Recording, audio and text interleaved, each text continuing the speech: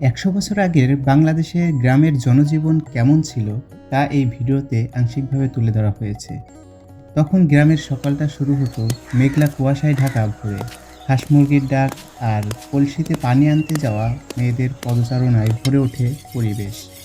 সূর্য ওঠার আগেই কৃষক তার লাঙ্গল আর গরু নিয়ে নেমে পড়ত খেতে। মাটি আর ঘামের গন্ধ মিশে থাকে সেই সকালবেলার হাওয়ায়।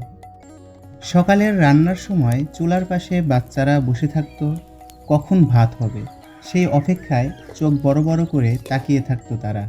বট গাছের নিচে খোলা পাঠশালায় ছেলেমেয়েরা তালপাতার খাতায় পড়ালেখা করত।